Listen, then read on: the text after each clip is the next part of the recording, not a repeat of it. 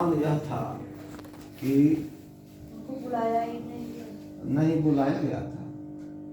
शिव बैठे थे, ब्रह्मा जी भी बैठे थे, सभा चल रही थी और उस सभा में शिव जी और ब्रह्मा जी उठकर प्रजापति दक्ष को प्रणाम नहीं किए। यही प्रजापति के हृदय में था कि यह हमारा अपमान कर दिए। देखिए, जो मन में कलुषता रखने वाला व्यक्ति है वो हमेशा सम्मान की कामना करता है। पूज्यता का भाव जीव को नीचे गिरा देता है। अगर हमारे मन में हो कि हमेशा मेरा सम्मान और मैं किसी का सम्मान न करूं, सम्मान देना भी पड़ेगा। दूसरी बात यह कि किसको सम्मानित करना है। जो शरीर के अंदर आत्मा है, उस आत्मा का सम्मान हम करेंगे ना, कि उस शरीर का सम्मान करेंगे। शरीर का सम्मान करना और आत्मा का सम्मान करना दोनों दो वस्तुएं हैं, दो बातें हैं। जिसके हृदय में अभिमान रहेगा, भला शिव जैसे महादेव, उसका सम्मान कैसे कर सकते हैं? क्योंकि हृदय में तो दिखाई दे रहा है अभिमान। उस अभिमान को प्रणाम करें। सभी देवता लोग खड़े हो गए, प्रजापति दक्ष को उन लोगों ने प्रणाम किया, लेकिन शिव जी और ब्रह्मा जी खड़े नहीं हुए और उन लोगों ने दक्ष प्रजापति को अभिवादन नहीं किया, प्रणाम नहीं किया। इसी पर आग बबूला हो गई। देखिए, पूज्यता की भावना मानव को अंधा बना देती है, क्योंकि विवेक शक्ति समाप्त हो जाती है और अंधे को क्या कहाँ मारना है। अगर उसके हाथ में एक दे दिया जाए डंडा, तो वह डंडा का प्रहार कहीं करेगा। अब सिर पर लग रहा है कि पीठ पर लग रहा है कि पैर पर लग रहा है, डंडा कहाँ लग रहा है, तो उसका अभिमान इतना चढ़ गया कि भगवान शिव को बुरा भला कहने लगा। प्रजापति दक्ष कहने लगे। प्रजापति दक्ष तो यहाँ तक कह दिए कि ऐ लोकपालो, ऐ देवो, मैं अभिमानी नहीं हूँ। यह नालायक शिव मुझे प्रणाम करे अथवा न करे, क्या अंतर पड़ने वाला है? नालायक शब्द का प्रयोग उन्होंने किया, लेकिन इन्होंने देवताओं की प्रतिष्ठा को धूमिल किया है। श्मशान में रहते हैं, नंग धड़ंग रहते हैं। श्मशान का जो विभूति है उसको देह में लगाने वाले हैं, मुंडों की माला पहनने वाले हैं, हड्डियों को ही गहना मानने वाले हैं। तो इससे लोकपालों की प्रतिष्ठा धूमिल हो रही है, ऐसा उन्होंने कहा। मैंने गलती किया कि अपने सावित्री के समान प्रिय पुत्री सती का विवाह ऐसे के साथ कर दिया। क्या मालूम किसका विवाह किसके साथ होना है? नारायण जिसके साथ चाहेंगे उसके साथ में विवाह होगा। सब प्रारब्ध है, पहले से निश्चित है। जो ललाट में लिखित है वो तो होगा ना। सही गगन बिहारी, कलमस ध्वंसकारी, 10 शतभुजधारी, ज्योतिषा मध्यचारी, विधुरपि विधि जोगा, ग्रसति रावणासो, लिखितमपि ललाटे, प्रोजितुम कह समर्थ। आकाश में विहार करने वाले हजारों सैकड़ों जिनके हाथ हैं, उनके हाथ कैसे हैं? तो किरण रूपी हाथ है। सभी पापों को नष्ट करने वाले ज्योतिषियों, कताराओं के बीच में रहने वाले। लेकिन संयोग जब घटता है तो रावण राहु के द्वारा वो भी ग्रसित होते हैं। चंद्रमा पर भी ग्रहण लगता है, तो ये ललाट में जो लिखा है कौन टालेगा जी, कोई टालने वाला नहीं है।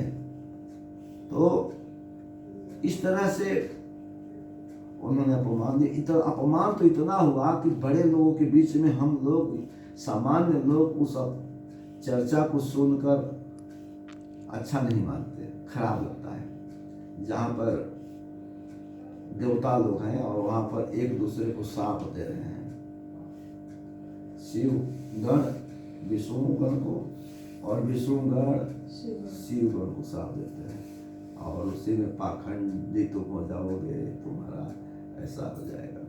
भगवान शिव तो आशुतोष हैं, भोलेनाथ हैं, और वे सबके आत्मा हैं। वस्तुतः शिव और विष्णु में अंतर नहीं है, दोनों जो है हरि और हर दोनों हैं। तो हरि हरणे धातु से हर बनता है और हरि हरणे धातु से हरि बनता है। केवल प्रत्यय का भेद है, और वह प्रत्यय अज्ञान है, माया है। तो केवल अज्ञानता के कारण हरि और हर में हमें अंतर प्रतीत होता है। वस्तुतः वे दोनों सर्वात्मा हैं, दोनों के दोनों नारायण हैं। तो भगवान शिव चले गए वहां से। यह बात अपनी पत्नी सती को नहीं बताई। देखिए, चतुर आदमी जो गृहस्थ आश्रम में है, उसे बाहर की बात या जिस बात से परिवार के सदस्यों को कष्ट हो, क्लेश हो, वह बात नहीं करनी चाहिए। बाहर से आइए, अब स्वयं सह लीजिए। अब उसी बात को पत्नी को बताएगी, पत्नी उत्तेजित होगी, बच्चे सुनेंगे, वो उत्तेजित होंगे और बिगड़ेगा। इसलिए क्षमा से बढ़कर और क्या, क्षमा बहुत बड़ा गुण है, क्षमा से बढ़कर और क्या गुण हो सकता है। इसलिए क्षमाशीलता बहुत बड़ा गुण है। मनुष्य को क्षमाशील होना चाहिए। किसी ने अपराध कर दिया तो क्षमा करना चाहिए, और वह अगर आ जाए शरण में तब तो पूछना ही क्या, तब तो अवश्य ही कर दीजिए। लेकिन प्रजापति दक्ष क्षमा करने के मूड में नहीं थे, क्योंकि उनके मन में तो अभिमान था कि मैं तो प्रजापति हूँ, सबका मैं स्वामी हूँ, मेरे को प्रणाम नहीं। हाँ, और दूसरी बात कि यह जो शिव है, और शिव तो मेरा दामाद है, तो दामाद पुत्र के समान होता है, तो उसे हमें प्रणाम करना ही चाहिए। इतनी मन में इतनी बड़ी भूल हो गई। एक यज्ञ का आयोजन उन्होंने किया, और उस यज्ञ में सभी देवताओं को बुलाए। अब बोल रहे हैं, हाँ, सभी देवताओं को उन्होंने बुलाया, और भगवान शिव के लिए निमंत्रण नहीं दिए, आमंत्रण भी नहीं दिए।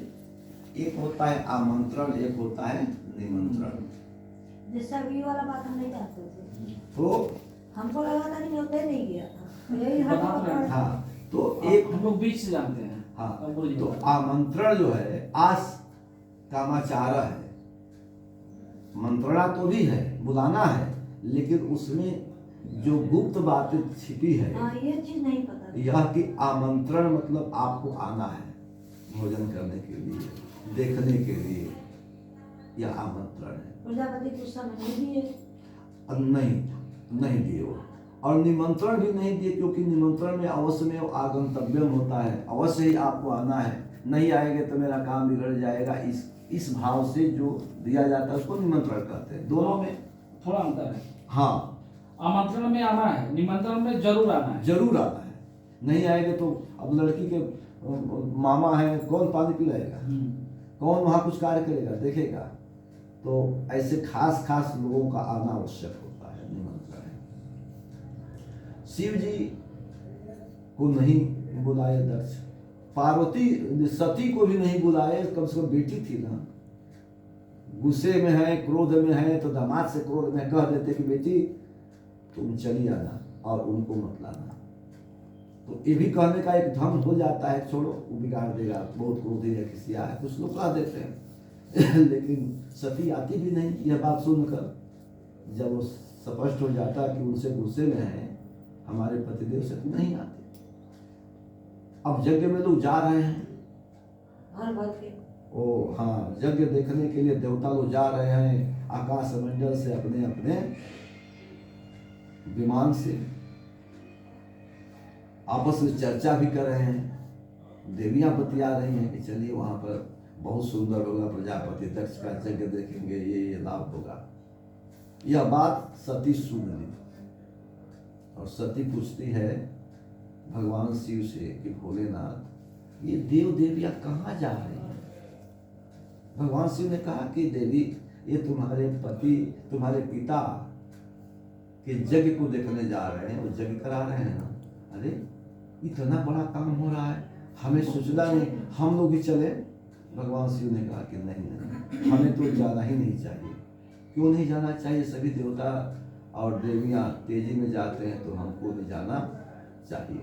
इसी पर थोड़ा सा झिकझक हुआ तो सती कहती है अपने पतिदेव से कि गन्तुमिच्छामि हे शिव, गन्तुमिच्छामि हे शिव, गन्तुमिच्छामि हे शिव, जनकस्य लोकनार्थं यज्ञं गन्तुमिच्छामि हे, गन्तुमिच्छामि हे शिव, गन्तुमिच्छामि हे शिव, गन्तुमिच्छामि हे शिव, जनकस्य लोकनार्थं यज्ञं गन्तुमिच्छामि हे।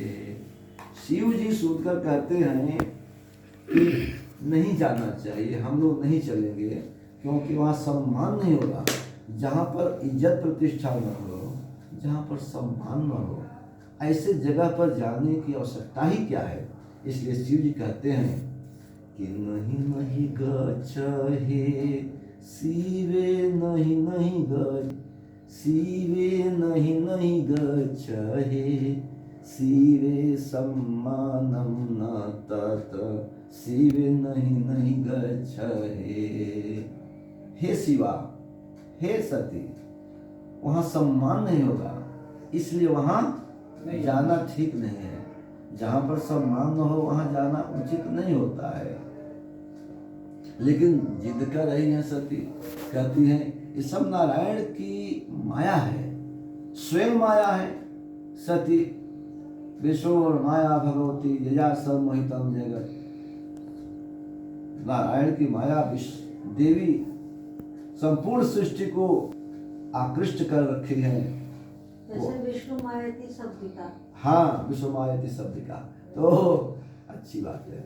तो वह जो है माया एक ही है, चाहे वो कहीं लक्ष्मी के रूप में दिखलाई दे, विष्णु माया कही जाए, कहीं शिव माया कह के सती पार्वती के रूप में उसको देखें, कहीं कृष्ण माया कह के राधा के रूप में उनको देखें, कहीं पर सीता के रूप में। माया तो माया है, चाहे जो जितने रूप में रहे वो।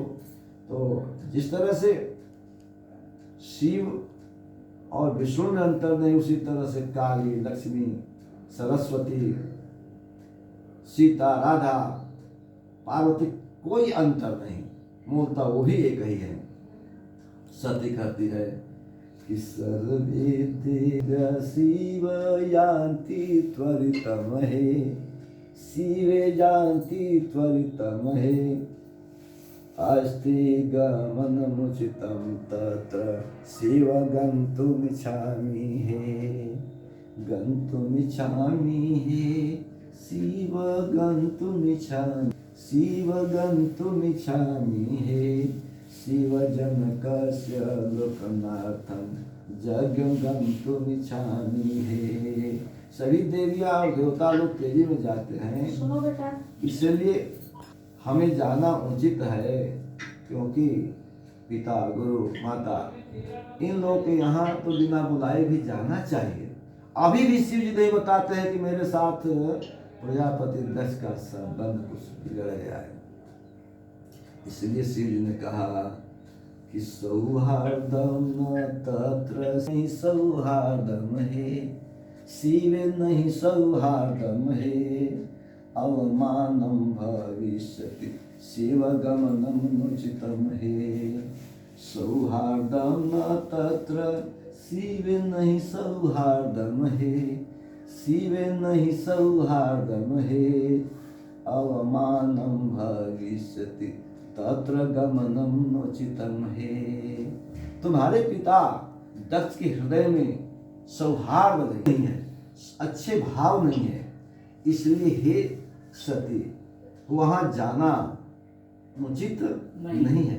जहां प्रेम न हो, जहां स्नेह न हो, ऐसे स्थान पर जाना नहीं चाहिए। लेकिन सती फिर करती है हठ और कहती कि नहीं नहीं, हमारे पिताजी बड़े अच्छे हैं, उनके हृदय में स्नेह है, ममता है, प्रेम है, इसलिए चलना चाहिए, कोई हानि नहीं। सती ने कहा कि हृदय विद्यते स्नेहम पितृ हृदय स्नेहम है, शिव हृदय स्नेहम है, नैव हानि गमने शिव तत्र गन्तुमिच्छामि हे, गन्तुमिच्छामि हे, शिव गन्तुमिच्छामि हे, शिव गन्तुमिच्छामि हे, शिव जनकस्य लोकनार्थं यज्ञं गन्तुमिच्छामि हे। उनके हृदय में स्नेह है, हमारे प्रति ममता है, हमारे माता पिता दोनों हमको खूब चाहते हैं, इसलिए हे शिव जी चला जाए वहाँ चलिए चला जाए। लेकिन अंत में भगवान को कहना पड़ा जो उसका जिष्ट है, जो मुख्य विषय है उसके विषय में, कि उसने मेरा अपमान किया है और ऐसे अपमान करने वाले के यहाँ मैं कैसे जा सकता। लास्ट में खोले, अंत में खोले, यह पहली बार है, इसलिए पहले उन्होंने बात नहीं बताई कि ममापमानम तेन कृतम देवी ममापमानम हे, ममापमानम तेन कृतम देवी ममापमानम हे, शिवे ममापमानम हे, शिव शुभम न भविष्यति तत्र महतिर्हानि हे, शिव शुभम न भविष्यति तत्र महतिर्हानि हे। हे देवी, तुम्हारे पिता ने मेरा अपमान किया है और बार बार अपमान किया, तो वहाँ जाने पर शुभ नहीं होगा, इसलिए वहाँ जाने पर हानि है, जाना उचित नहीं है। लेकिन जब नहीं सती मानी तो शिव जी चुप हो गए। क्या करें भाई, पति पत्नी में अगर विवाद हो तो धर्म तो ये कहता है कि किसी एक को चुप हो जाना चाहिए ताकि वहीं से मामला समाप्त हो जाए। अब पति क्रोध में है, उसी तरह से पत्नी क्रोध में है, तब तो हो जाएगा ना, वो जो है वो चंडी और का युद्ध हो जाएगा। तो इसलिए एक गृहस्थ जीवन को संभालने के लिए विवाद घर में हो उचित नहीं है। घर में शांति बनी रहे, सहृदयता बनी रहे, इसलिए जो विवेकशील अपने को माने उसे चुप हो जाना चाहिए। अगर दोनों विवेकशील मानते हैं तब तो कहना ही क्या है, तब तो मामला तुरंत ही समाप्त हो जाए। नहीं तो एक छोटी छोटी बात के लिए एक दूसरे में होड़ लग जाए कि मेरा नाक सबसे बड़ा है और मैं जो चाहूँगा वही होगा, तुम नहीं कुछ कर सकते, तो इससे घर का वातावरण विषाक्त बन जाता है। ऐसा नहीं होना चाहिए। भगवान शिव चुप हो गए कि अगर यहाँ मैं बलपूर्वक रोकने की चेष्टा करूँ तो ये तो जो है अभी चढ़कर जाएगी बैल के ऊपर, थोड़ी देर में यह सिंह वाहिनी हो जाएगी और काम बिगड़ जाएगा।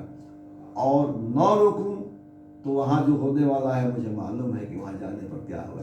लेकिन अंत में वो शांत हो गए कि नारायण जो चाहेंगे वही होगा। लिखित मपि ललाटे प्रोचितुम का समर्थ। अब इसमें कोई क्या कर सकता है, भगवान का ध्यान करने लगे, वो चुप हो गए। और सती क्या की कि कुछ शिव गढ़ को ले ली, बैल पर चढ़ गई और चल दी जग के लिए। अब भाई माता है, वो पिता है, उनके विषय में हम लोग क्या बहुत कर सकते हैं। शिव की लीला है, नारायण की लीला है, यही न मानेंगे और इससे अधिक हम क्या बता सकते हैं। वहां जाने पर सती का अपमान हुआ अपमान यह होगा कि उनके लिए कोई उचित जगह भी नहीं कोई दिया कि सती बैठे। भगवान शिव अगर आते तो कहाँ रहते, उनके लिए कोई भाग नहीं, सभी देवता लोग अपने अपने आसन पर बैठे हुए हैं। लेकिन वहाँ ब्रह्मा जी नहीं गए हैं, भागवत के अनुसार ब्रह्मा जी नहीं गए हैं, वहाँ विष्णु भगवान नहीं गए हैं। ये देखिए, उन लोगों को मालूम है कि कुछ अनहोनी होने वाली है, चारों तरफ घूम रही है, बिहस कर और तिरस्कार पूर्वक किसी ने बोला, अरे आइए आइए, ठीक है, इस तरह की बातें, लेकिन सम्मान नहीं। प्रजापति दक्ष भी आंखें तरेर कर देख रहे हैं। अब वहां पर सती पिताजी को डांटने लगी, बोलने लगी और कहने लगी कि हे पिताजी, आपने भगवान शिव का अपमान किया है, जो देवाधिदेव महादेव हैं, जिनको सारी सृष्टि पूजती है, और ऐसे महादेव को आपने नहीं बुलाया कि आपने कि शिव 2 अक्षर का नाम है और यह परम धाम है, परम पवित्र है, और उस भगवान शिव को तुम अपना द्वेषी मानते हो, शत्रु मानते हो, यह तुम्हारी बड़ी भूल है। तुम्हारा कल्याण कैसे होगा? मैं तो दक्ष की पुत्री होने के नाते दाक्षायणी कही जाती हूँ, लेकिन मैं नहीं चाहती कि जब मैं यहाँ से जाऊं तो हमारे परम आराध्य भगवान शिव दाक्षायणी कहकर मुझे पुकारे, क्योंकि जो ही दाक्षायणी कहेंगे ना तो उस समय मेरा कलेजा जलने लगेगा, उस समय मेरा हृदय दुखित हो जाएगा, क्योंकि दाक्षायणी शब्द से व्यंग प्रतीत होने लगा। आओ दाक्षायणी, अरे आओ दक्ष की पुत्री, यह सुनते ही ये होगा कि पत्नी के लिए तो अपमान है ना, अपमान हो गया। तो जद अक्षरं नाम गिरेरितं नृणां सकृत प्रसंगादघमासु हन्ति तात पवित्र कीर्तिं तमलंघ्य शासनं भवान हो द्वेष्टि शिवम शिवेतरः। कि आप जो है स्वयं कलंक हैं, शिवेतरः, शिव से अलग होकर आप शिव से द्वेष करने वाले स्वयं अकल्याणकारी हैं, अकल्याणमय हैं। तो आपका की प्रतिष्ठा नहीं है, और एक दशा होगी, वो संसार याद करेगा, देखेगा कि आपने क्या व्यवहार किया और कैसे आपका यज्ञ विध्वंस हुआ। यह कहती हुई, डांट लगाती हुई सती बैठ गई यज्ञ मंडप में, और क्रोध से सती का शरीर तिलमिलाने लगा, कंपन हुआ, शरीर में अपने आप आग लग गई। हाँ, जुगाग्नि प्रकट हो गई, और उस जुगाग्नि में सती झुलस गई, सती झुलस गई। अब तो प्राण छोड़ दी। शिवगढ़ थे, वो शिवगढ़ लगे विघ्न जाल में, यज्ञ में, तब तो भृगु जी महाराज ने हवन किया, वही आचार्य थे। अपहता असुरा रक्षा गुंसी वेद सदह, इस मंत्र को पढ़ते हुए उन्होंने जब हवन आहुति किया तो यज्ञ से ऋभुगण प्रकट हुए देवता लोग, और वे लोग शिवगणों को मारकर खदेड़ दिए। शिवगण चले गए, भाग गए। वे जाकर शिव जी से कुछ बताए नहीं। एक तो नंदी थे और एक तो क्या नाम था उनका? हाँ, तो वीरभद्र, वीरभद्र। हाँ, तो ये लोग नहीं गए थे उस समय, ये लोग बाद में भेजे गए। हाँ, जब शिव जी के पास गए देवर्षि नारद जी, और नारद जी प्रणाम किए, और देवर्षि नारद ने कहा कि प्रभु माता जी कहाँ हैं? तो उन्होंने कहा कि माता जी अपने मायके गई है, नैहर गई है। अरे नहीं गई थी, वो तो भस्म हो गई या झुलस गई, प्राण त्याग दी, ये घटना घटी। अब शिव जी बड़ी ही क्रोध में आए और क्रोध में आकर उन्होंने अपना छोटा नोचना शुरू किया और एक जटा वो खींचकर जमीन पर फेंके, इतने बैठ हो गए। और वीरभद्र के लाल लाल नेत्र शिव के समान, 3 उनके भी नेत्र। प्रभु आदेश कीजिए। शिव जी ने कहा कि जाकर दक्ष यज्ञ विध्वंस करो और उनमें कोई बाधा तुम्हें डाले तो चाहे कोई भी शक्ति हो खत्म मार दो। अब तो जय शिव करते हुए शिवगण चले। वीरभद्र उसी तरह से फिर वीरभद्र जय शिव करते हुए अब शिवगण चल दिए। वीरभद्र एक सिंह निडर होकर चलता हो। वीरभद्र अब तो धूल आकाश में उड़ने लगी, पूरा आकाश मंडल गूंज गया। अरे ये कौन आ रहा है?